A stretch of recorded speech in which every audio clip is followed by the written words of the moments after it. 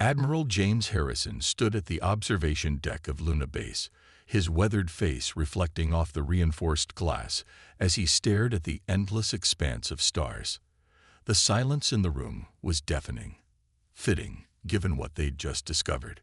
3 weeks had passed since humanity lost contact with New Eden, their furthest colony. Before that, it was Horizon Prime, then Atlas Station. All falling silent without warning, without distress signals, without a trace. Admiral, Lieutenant Commander Maya Patel's voice cut through his thoughts. The long-range scans from the Artemis probe have arrived. Harrison turned, noting the unusual pallor of his usually composed intelligence officer. "Show me." The holographic display sprang to life, revealing something that defied conventional physics. Massive crystalline vessels, nearly transparent against the backdrop of space, moved with an otherworldly grace. Their surfaces rippled like water, despite being solid structures. These ships, if they could be called that, weren't using any known form of propulsion. "The Nexari," Maya explained, her voice barely above a whisper.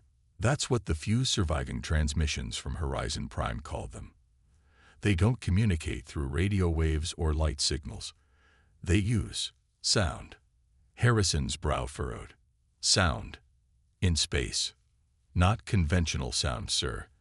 They've somehow weaponized quantum resonance. Their ships create frequencies that can shatter molecular bonds at a fundamental level. When they attack..." She paused, swallowing hard. "There's no explosion, no debris. Things just come apart. Silently." Security footage from Horizon Prime played on the screen. Buildings, vehicles, and infrastructure didn't explode or burn. They simply dissolved into their component atoms, like sugar and water. The colonists never had a chance to scream. "How many colonies have we lost?" Harrison asked, though he already knew the answer. 7 in the outer rim. The Nexari are methodical. They don't rush. They don't negotiate. They just advance. Our conventional weapons pass right through their ships. It's like fighting ghosts. Harrison's jaw tightened. Humanity had faced existential threats before. The climate wars, the asteroid crisis of 2157, the Mars Rebellion. But this was different. The enemy wasn't just attacking their bodies or their planets. They were attacking the very bonds that held matter together. "What about the Galileo Initiative?" Harrison asked, referring to Earth's most advanced research division. Maya's expression shifted slightly. "Dr. Elena Rodriguez has a theory. The Nexari's power comes from their ability to manipulate quantum resonance. She believes we might be able to turn that against them. But it would require..." "Require what?" "A complete redesign of how we build starships. We'd need to construct a vessel that could not only withstand the Nexari's quantum attacks, but generate counter-frequencies. It's never been done before. Most of our scientists say it's impossible." Harrison turned back to the window, watching Earth rotate slowly below. Impossible. They'd said the same thing about faster-than-light travel, about terraforming, about human consciousness transfer. Yet humanity had achieved all of that and more. "Get me a secure line to the Security Council," he ordered. "And find Dr. Rodriguez. If we're going to survive this, we need to stop thinking like warriors and start thinking like composers. We're not just building a warship, we're creating an instrument." Maya nodded, her fingers flying over her datapad. As she worked, Harrison studied the footage of the crystalline ships again. Their movement was almost beautiful, like a deadly dance through the cosmos. But beneath that beauty lay an existential threat to everything humanity had built. "Sir," Maya said, her voice stronger now. "There's something else. The quantum signatures we've detected. They're getting stronger. The Nexari aren't just attacking random colonies anymore. They're moving in a pattern. And if our calculations are correct, they're heading for Earth." Harrison finished. He'd suspected as much. The attacks weren't random. They were systematic. Each colony taken increased the resonance of their weapons. Earth, with its billions of inhabitants and complex infrastructure, would be the perfect target for their sonic apocalypse. How long? At their current pace, 8 months, maybe less. Harrison straightened his uniform. 8 months to design, build, and deploy a weapon that defied the laws of physics as they understood them. 8 months to save not just humanity, but every species that might fall to the Nexary's silent symphony of destruction. Then we have work to do, he said, his voice carrying the weight of command. Send out the call. I want every physicist, engineer, and composer we can find. If we're going to fight an enemy that uses sound as a weapon, then we're going to need to create the greatest instrument of war humanity has ever conceived. As Maya hurried to comply with his orders, Harrison remained at the window, watching the stars. Somewhere out there, crystalline ships were moving through the darkness, their deadly resonance building toward a crescendo that could end human civilization. But if there was one thing humanity had proven time and again, it was their ability to adapt, to survive, to turn their enemies' greatest strengths against them. The Nexari might have mastered the music of destruction, but humanity would teach them a new song, one of defiance, resilience, and survival. The silent war had begun. Dr. Elena Rodriguez stood before the prototype that would either save humanity or mark its greatest failure.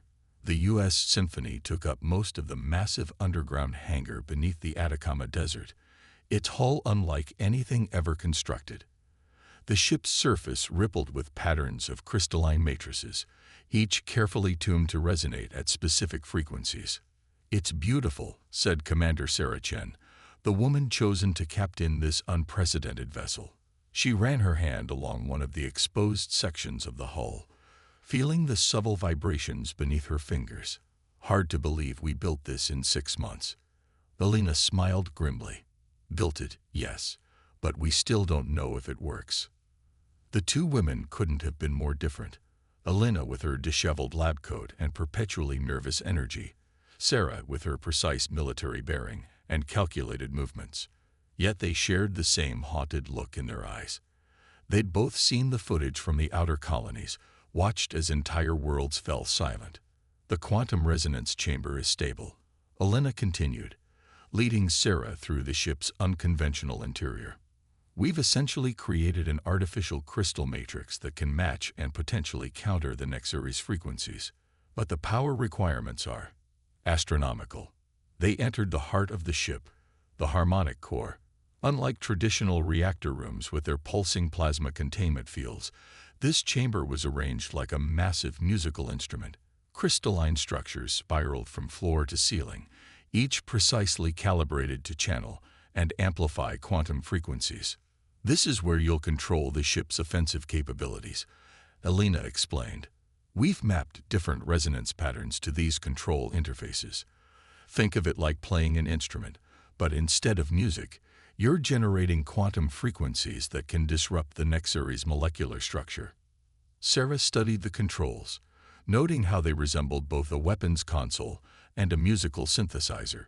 "You're telling me we're going to fight an alien invasion with what amounts to a giant space violin?" "More like a quantum orchestra," Elena corrected. "And you'll need these." She handed Sarah what looked like standard neural implants, but with significant modifications. "These will link you and your bridge crew directly to the harmonic core. You'll be able to feel the frequencies, adjust them instinctively. It's the only way to react quickly enough to counter the Nexary's attacks." Sarah weighed the implants in her hand. "How many test pilots have successfully used these?" Elena's silence was answer enough. "The neural interface is untested." Sarah's military training bristled at the thought. "Everything about this ship is untested, Commander," Elena said softly. "We're not just pushing the envelope here. We're rewriting the laws of physics. The Nexari have given us no choice." Their conversation was interrupted by the heavy footfalls of Admiral Harrison entering the chamber. His presence seemed to make the crystalline structures vibrate slightly more intensely. "Timetables moved up," he announced without preamble. "The Nexari have taken Europa Station. They're in our solar system." Sarah straightened. "Sir, the Symphony isn't ready for deployment. We haven't even completed basic system tests. There are no more tests. Harrison cut her off. No more simulations. No more preparations. We launch in 48 hours. Elena stepped forward.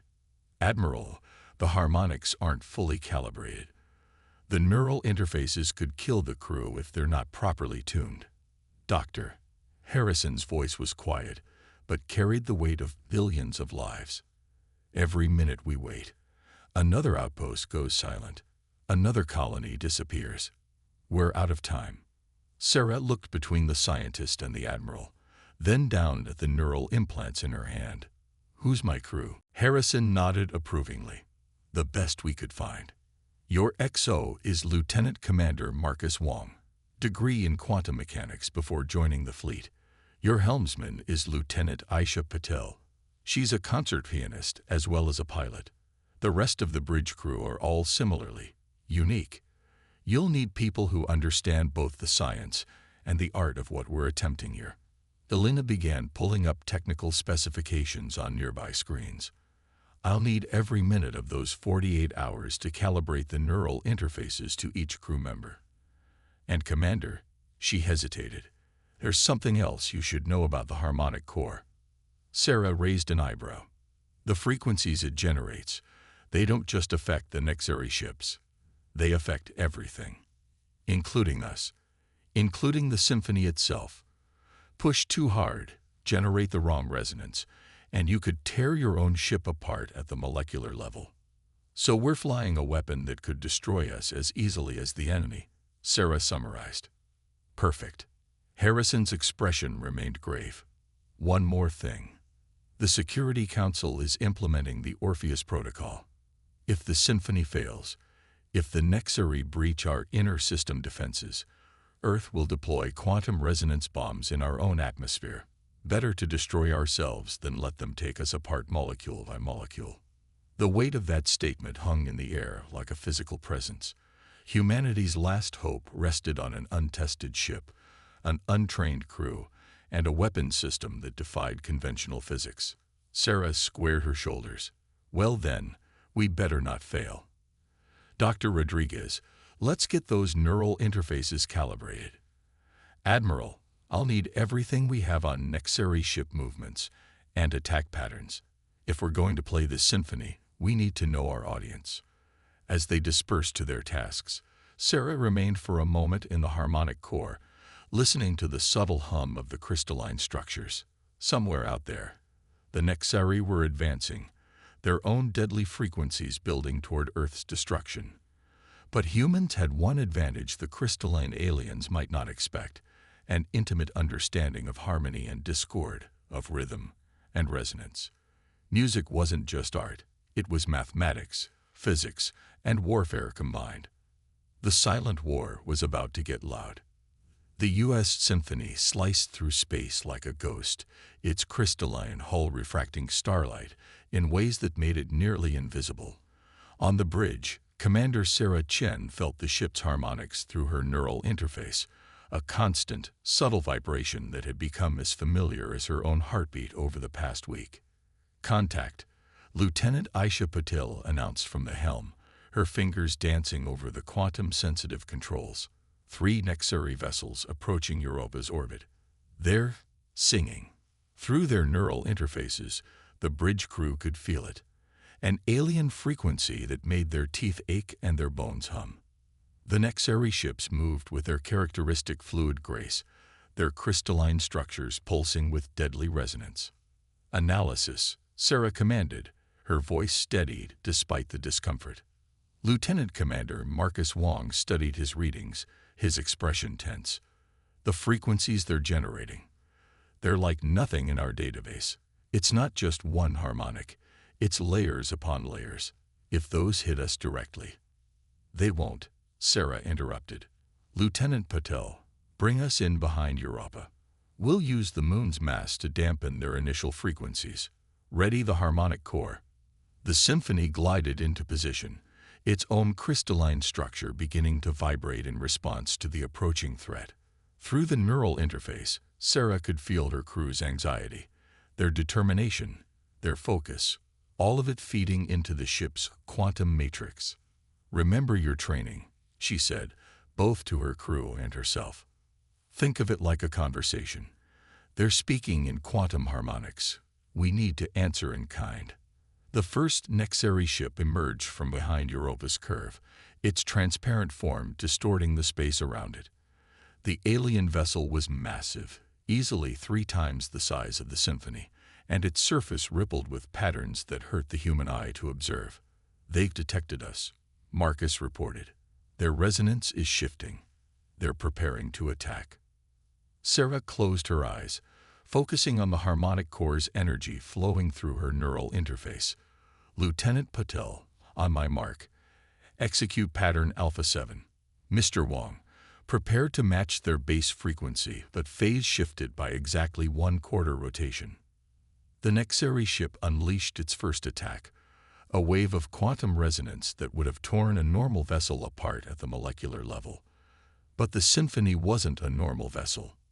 Now, the Symphony's crystalline hull came alive, generating its own frequency that met the Nexari attack head-on. Through their neural interfaces, the crew could feel the two forces colliding, like 2 massive waves meeting in an ocean of quantum energy. "It's working." Elena's voice came through from engineering. "The hull is holding. The counter-resonance is stable." But the Nexari weren't finished. The other 2 ships moved to flank them, each generating its own unique frequency. The combined harmonics created a devastating pattern that threatened to overwhelm the Symphony's defenses. Sarah gritted her teeth, feeling the strain through her neural interface. "They're trying to create a resonance cascade." "Aisha, begin evasive pattern delta." "Marcus, prepare to shift our frequency to." She stopped mid-sentence as something extraordinary happened. The Symphony's harmonic core, responding to the neural inputs of its crew, began generating a completely new frequency, one that none of them had programmed. It was as if the ship itself was learning, adapting, creating its own quantum language. "Dr. Rodriguez," Sarah called out, "are you seeing this?" "Impossible," Elena breathed. "The crystalline matrix. It's evolving. The neural interfaces aren't just letting us control the ship. They're letting the ship learn from us." The new frequency emanating from the Symphony cut through the Nexari attack pattern like a knife through silk. Their deadly harmonics dissipated, leaving their ships momentarily vulnerable. "Whatever you just did," Marcus said, "it hurt them. Their resonance patterns are destabilizing." Sarah leaned forward in her command chair, feeling the power thrumming through the ship. "All crews, prepare for offensive maneuvers. Let's show these aliens what human music can really do." The Symphony surged forward, its evolved harmonics now a weapon rather than just a shield. The Nexari ships tried to adjust, to find new frequencies that could penetrate their defenses, but the human vessel moved too quickly, its quantum resonance shifting and adapting faster than they could counter. "Target the lead ship's central matrix," Sarah ordered. "Maximum amplitude, frequency pattern Gamma 9. The Symphony's attack struck the Nexari vessel with devastating precision. For a moment, nothing seemed to happen. Then, like a crystal glass shattering at just the right pitch, the alien ship began to break apart, not violently, but with an almost beautiful symmetry, its molecular bonds dissolving into space. The remaining Nexari ships retreated, their movements no longer fluid and graceful, but erratic, almost fearful. They disappeared into FTL, leaving behind only the scattered atoms of their destroyed companion. As the adrenaline faded, Sarah realized she could taste blood. Her neural interface had pushed dangerously close to its limits. Looking around the bridge, she saw similar signs of strain on her crew's faces. But there was something else too. Triumph. "Send word to command," she ordered, her voice hoarse but proud. First contact successful. The Symphony not only survived, it evolved. And more importantly, the Nexari can bleed. The message was sent, carrying with it humanity's first victory against an enemy that had seemed invincible. But as Sarah studied the readings from their encounter, she realized this was just the beginning. The symphony had revealed capabilities beyond their wildest expectations, but it had also shown them how much they still had to learn about the true nature of their enemy and their own creation. The silent war had found its voice, and the galaxy would never be the same. 3 months after their first victory, the symphony drifted silently through the debris field of what had once been an Nexeri staging ground. But Commander Sarah Chen's attention wasn't on the crystalline fragments scattered across space. It was fixed on the alien vessel approaching them with deliberate caution. Unlike the transparent grace of Nexeri ships, this craft was organic in nature, its hull covered in what appeared to be sound-absorbing tissue. Through the symphony's advanced sensors, they could detect complex harmonic patterns emanating from the vessel, not as weapons, but as communication. They're called the Melodians, Marcus explained, interpreting the data streaming through his console. According to their initial transmission, they've been fighting the Nexeri for decades. They evolved on a world of constant sonic storms. Their entire civilization is built around manipulating sound waves. Sarah watched as the alien ship matched their velocity. "Are you telling me we've accidentally stumbled upon the perfect allies?" "More like they've been looking for us," Marcus replied. "That victory at Europa, the quantum frequencies we generated, they detected it from 3 sectors away. They've never seen anything like the symphony." The Melodian ship extended what appeared to be a tendril of living tissue toward them, their version of a docking corridor. Through her neural interface, Sarah could feel the subtle vibrations of their attempt at communication, like music played just below the threshold of hearing. "Dr. Rodriguez," Sarah called to engineering, "can we adapt our quantum matrix to interface with their bioacoustic technology?" "Already working on it," Elena's excited voice came back. "Their approach to sonic manipulation is fascinating, completely biological rather than our crystalline technology. If we can combine both methods." "Let's not get ahead of ourselves," Sarah cautioned, though she shared the scientist's enthusiasm. "Lieutenant Patel, maintain our position. Mr. Wong, you're with me. Let's go meet our new friends." The Melodian delegation that greeted them in the symphony's docking bay was unlike anything they'd expected. The aliens were tall, willowy creatures with translucent skin that rippled with patterns of bioluminescence. What they lacked in traditional mouths, they made up for with specialized organs that generated and received complex sound waves. Communication was initially challenging, but the symphony's quantum matrix, combined with the Melodians' bioacoustic abilities, soon created a workable interface. The story they shared was both terrifying and inspiring. The Melodians had once been part of a thriving coalition of species, each with their own unique relationship to sound and vibration. The Nexeri arrived a century ago, their crystalline ships bringing silent death to world after world. But unlike many species who fell quickly to the invaders, the Melodians' natural affinity for sound allowed them to resist. Not victory, the Melodian leader, whose name translated roughly to first song, explained through their improvised communication system. Survival only. Until now. Until symphony. Sarah felt a chill run down her spine as first song shared their data. The Nexeri weren't simply conquerors. They were collectors. Each world they destroyed added to their understanding of quantum resonance. Each species they eliminated made their deadly harmonics more complex, more impossible to counter. "They're building towards something," Marcus muttered, studying the Melodian data. "These attack patterns, the way they've been systematically targeting worlds with different relationships to sound and vibration." A final symphony, first song confirmed. One frequency to end all frequencies. When achieved, no matter will resist. Galaxy will go silent. But the symphony had changed the equation.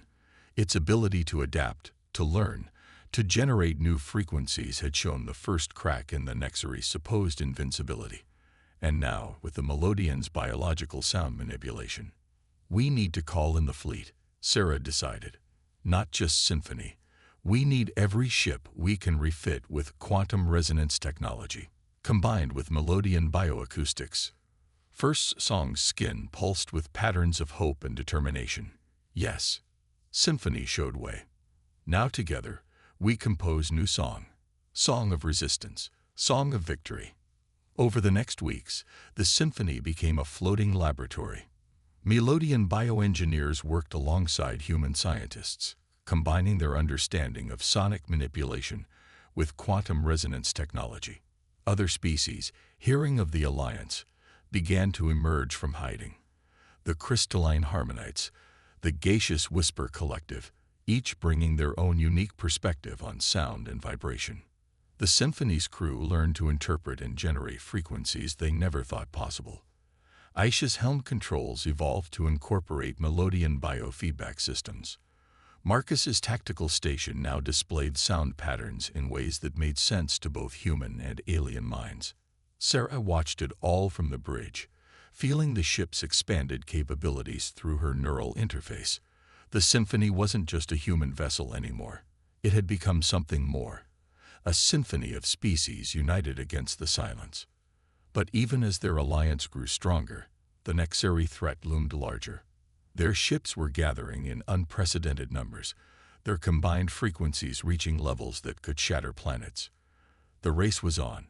Would the Alliance's combined knowledge be enough to stop the Nexeri's final symphony? As if in answer to her thoughts, Olena's voice came through the comm, excitement barely contained. "Commander, you need to see this. We've found something in the combined harmonics, a pattern we never could have discovered alone. I think we found their weakness." The silent war was about to reach its crescendo. The combined fleet of human and alien vessels hung in the dark space between Mars and Jupiter, a strange harmony of crystalline, organic, and hybrid ships all resonating with shared purpose. At its heart, the U.S. Symphony led the formation, its evolved form now incorporating elements of multiple species technologies. Commander Sarah Chen stood on her bridge, feeling the combined frequencies of the fleet through her enhanced neural interface. The Melodian's bioacoustic improvements had made the connection deeper, more intuitive. She could sense every ship, every crew, all of them waiting for the coming storm. "Nexeri fleet detected," Aisha announced, her fingers dancing across controls that now pulsed with bioluminescent patterns. "Massive formation. I'm counting. Over 300 ships." Through the main viewport, they watched as space itself seemed to ripple. The Nexeri armada emerged from FTL travel like a crystalline tsunami, their ships arranged in a pattern that Sarah recognized from her musical training, a perfect harmonic series. "They're preparing for the final symphony," Marcus reported, his station displaying overlapping waves of quantum frequencies. "Energy readings are off the scale. If those frequencies combine—" "They won't," Sarah stated firmly. "Fleet-wide broadcast, all languages." She took a deep breath, feeling the attention of thousands of beings, human and alien alike, focus on her words. "This is Commander Chen. You all know why we're here. The Nexeri believe they've perfected the ultimate weapon, a resonance that can tear apart the very fabric of space-time. They see the galaxy as nothing but notes in their deadly symphony. But they made one critical mistake." She paused, letting the fleet feel the building harmonics through their shared network. "They forgot that the most powerful music isn't created by a single instrument, but by many playing together. Every species here brings its own unique voice to our symphony. And today, we show them the true power of harmony." The Nexeri fleet began their attack, their combined frequencies building toward a devastating crescendo. Space itself seemed to shudder as their quantum resonance reached levels never before recorded. "All ships, execute pattern Omega," Sarah commanded. "Remember your training. We are the counter-melody. We are the harmony they never expected." The Alliance fleet moved as one, each ship contributing its unique frequency to create something unprecedented. A quantum harmony that drew from the musical and scientific knowledge of a dozen species. The symphony led the charge, its crystalline hull now augmented with Melodian tissue and harmonic resonators. Through her neural interface, Sarah could feel the massive forces colliding in space. The Nexeri's deadly symphony met their harmonic defense, and for a moment, the universe seemed to hold its breath. Then Alina's voice cut through from engineering. Now, the frequency pattern is aligned. All ships execute the final movement. The symphony's harmonic core pulsed with energy as it initiated the sequence they'd discovered by combining their allies' knowledge. It wasn't just a counter-frequency, it was a revelation of the Nexari's fundamental flaw. Their ships, Marcus breathed, watching his displays in amazement. The crystalline structure. It's not just their technology, it's their evolution. They became so focused on creating the perfect resonance that they made themselves vulnerable to it. The Alliance fleet's combined harmony struck the Nexari formation like a thunderclap in the void. Their perfect crystalline ships began to vibrate at their own resonant frequency, not shattering, but transforming. The beings inside, creatures of living crystal themselves, found their carefully constructed symphony turned back upon them. "They're trying to retreat," Aisha reported. "Their formation is breaking down." But it was too late. The quantum cascade had begun. Ship after ship, the Nexari fleet began to change, their transparent forms becoming opaque, their deadly resonance patterns dissolving into chaos. Through the communication channels came a sound none had ever heard before. The Nexari were screaming, not in pain, but in revelation. Their crystalline forms, forced to resonate with the Alliance's harmony, were experiencing something they had never known. The beauty of imperfection. "Hold the pattern," Sarah commanded, even as warnings flashed across her neural interface. "Push through." The symphony's hybrid systems strained under the load, but held. Around them, the Alliance fleet maintained their positions, each ship contributing to the massive harmonic wave that was not destroying the Nexari, but changing them. When it was over, the transformed Nexari ships hung motionless in space. Their once transparent hulls now shimmered with countless colors, like opals catching starlight. The beings inside were no longer creatures of pure crystal, but something new, something that could finally hear the full spectrum of the galaxy's song. First Song's voice came through the comm, filled with wonder. "They understand now. Perfect harmony was never the goal.